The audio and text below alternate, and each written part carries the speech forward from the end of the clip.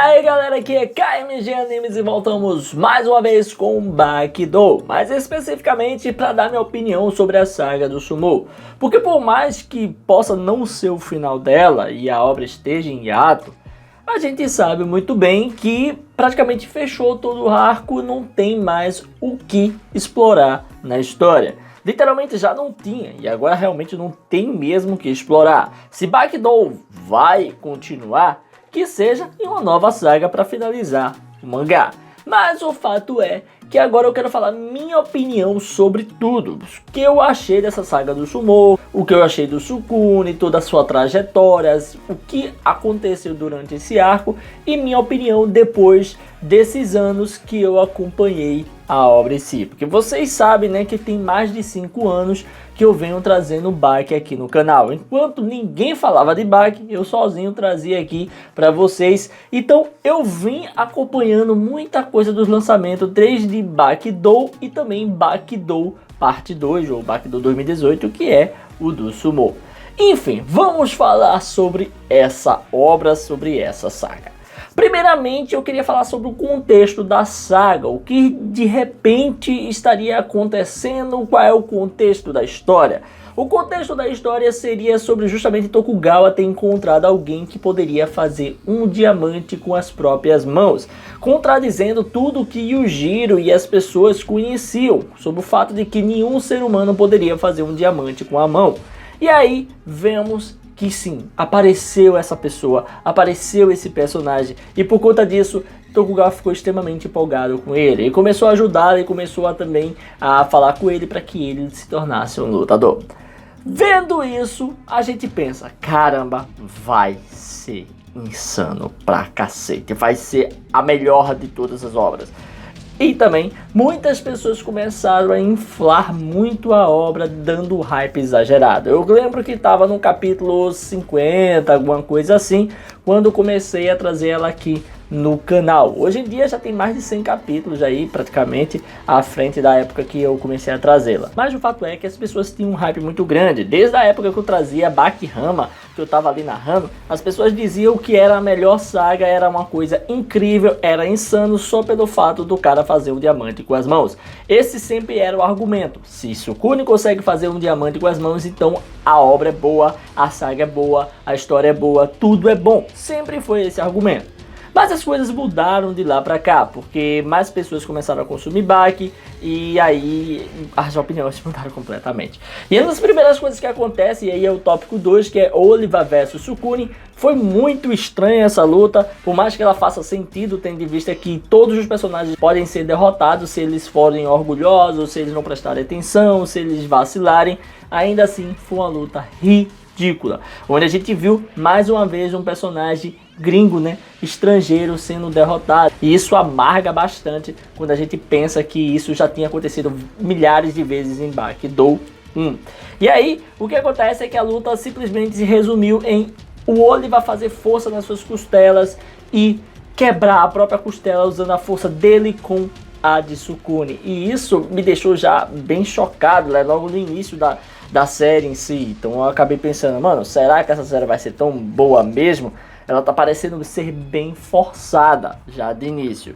Mas o que começa a ficar estranho na série é que de repente Sukune não é um adversário, Sukune não é um inimigo, Sukune é um aliado. É bem interessante, né? Porque quando é um gringo sempre é um adversário, mas quando é um japonês, opa, calma aí, vamos fazer dele um aliado. E foi isso que aconteceu. O mais poderoso que tinha aparecido virou um aliado do nada. No capítulo 30 ele já era aliado e fez parte da equipe que ia contra o Sumo, sendo que ele era um cara que lutava Sumo. Por mais que fosse fora da regra do Sumo moderno, ele era um lutador de Sumo. E aí, o que aconteceu? Simplesmente não tínhamos um adversário na obra. E com isso já muda praticamente e tudo o que a obra sempre trouxe pra gente, que era um adversário extremamente poderoso que trocaria o terror, que traria problemas. Isso aconteceu diversas vezes. A gente teve os prisioneiros, a gente teve aí o filho de Muhammad Ali, a gente teve aí outro adversário que foi o Musashi. Então muitos e muitos adversários surgindo, o próprio Piccolo também e tal. E aí o que acontece é que no meio disso tudo simplesmente tivemos um torneio contra personagens figurantes aleatórios que surgiram, e eu tenho que elogiar, foi até divertido, por mais que não tivesse peso nenhum na trama, só mostrava o quão poderoso eram os personagens de Baki, coisa essa que a gente já sabe desde Grappler Baki, não tem muita diferença. E aí o que acontece é que vamos mais uma vez passando de tempo, passando, e com o Sukune sendo um aliado, o que poderia acontecer de interessante na história? Realmente não aconteceu muita coisa, tendo em vista que em mais de 100 capítulos eu não sei quem é Sukune, eu só sei que ele é descendente de Nomi no Sukune, não sei quem são seus pais, não sei quem é a sua namorada, eu acho que não tem nem nome a namorada dele, não sei nem o que ele faz, não sei como ele vive, não vejo o dia a dia dele, eu só vejo ele simplesmente entrando de uma luta para outra sem sentido algum. Inclusive eu conheço mais o Piccolo que não falava do que o próprio Sukune. É bizarro isso, cara, é muito estranho isso.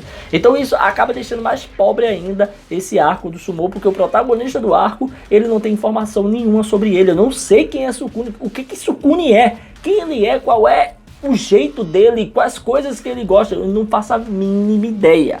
E aí, vamos agora para outro tópico, que é Sukune ser arrogante e se achar mesmo perdendo sem parar. Isso é uma coisa que é recorrente desde a época de New Grappler Baki, quando a gente teve a dos prisioneiros. Só que os prisioneiros, eles sempre tiveram aquela crença de que se ele não for derrotado e morrer na luta, ele não seria um derrotado, ele ainda estaria na ativa. Então eles nunca aceitam a derrota, eles sempre estão buscando derrota, porque eles não morreram ainda.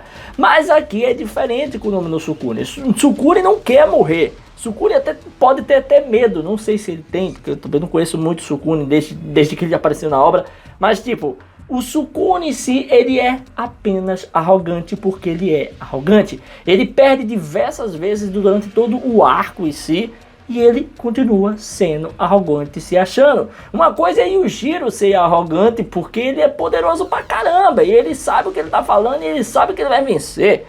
Uma coisa é Baki ser arrogante porque o cara tá forte pra cacete. Uma coisa é qualquer um ser arrogante porque a gente conhece e sabe os pontos fortes e pontos fracos.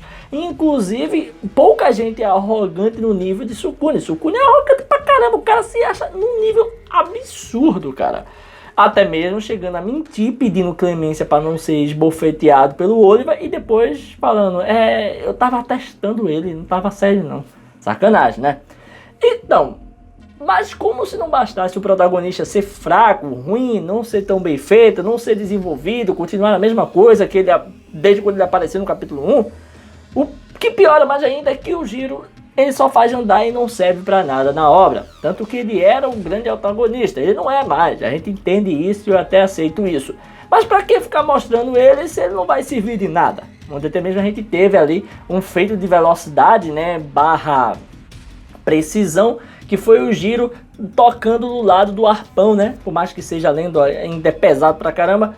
E ali ele se explica matematicamente o que ele fez, que não precisa de tanta força, e sim só do toque no lugar certo e tal. Então isso foi legal, foi divertido, mas tipo, pra que você tá mostrando isso se isso não vai fundamentar em nada na obra? Depois a gente vê também o próprio Baki, que pô, é inútil na sua própria obra, não serve pra nada nesse arco, ele só fica andando pra lá e pra cá, vendo algumas lutas, e no final acabou aparecendo só para finalizar o arco. Então, meio estranho, né?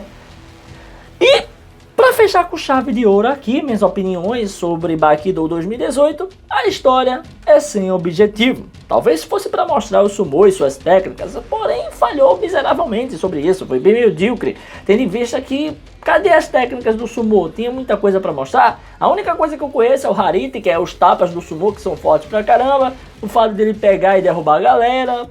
E por aí ficou. Eu acho que o mais interessante foi o fato do próprio Sukune tá pegando a galera e jogando, usando os ossos e tal. Mas nada demais, não teve muito desenvolvimento. Claro, tudo nessa parte aqui não foi bem desenvolvido. Cada coisa que era apresentada sem desenvolvimento. Eu acho que o grande momento da saga em si, que aqui é uma parte da minha opinião sobre a saga que vale a pena, é a parte do Jack versus o Sukune. Foi uma parte feita para agradar fãs, já que todo mundo estava reclamando, inclusive foi uma parte que parecia mesmo que o Sukune ia vencer e o próprio Itagaki teve que mudar, porque estava quase tendo um greve, protesto contra o Itagaki de tanto ódio que as pessoas estavam, porque o Sukune estava vencendo demais e estava parecendo que ia vencer o Jack. E no final das contas foi a melhor parte, porque teve o Goldou que foi apresentado, foi desenvolvido nesse meio tempo e eu gostei pra caramba. Só o Jack pra salvar mesmo. E também teve uma parte de uma revanche, né, de Oliver vs Sukune. Eu curti como fã, gosto do personagem, não gostei do que fizeram com ele lá no início, não foi uma luta digna. Se ele tivesse perdido de novo agora, eu poderia até aceitar, mas que fosse uma luta legal, bem interessante. Mas pelo menos só foi pra agradar a fã mesmo que estava retado com o Sukune. No final das contas, só duas partes são boas de 148 capítulos.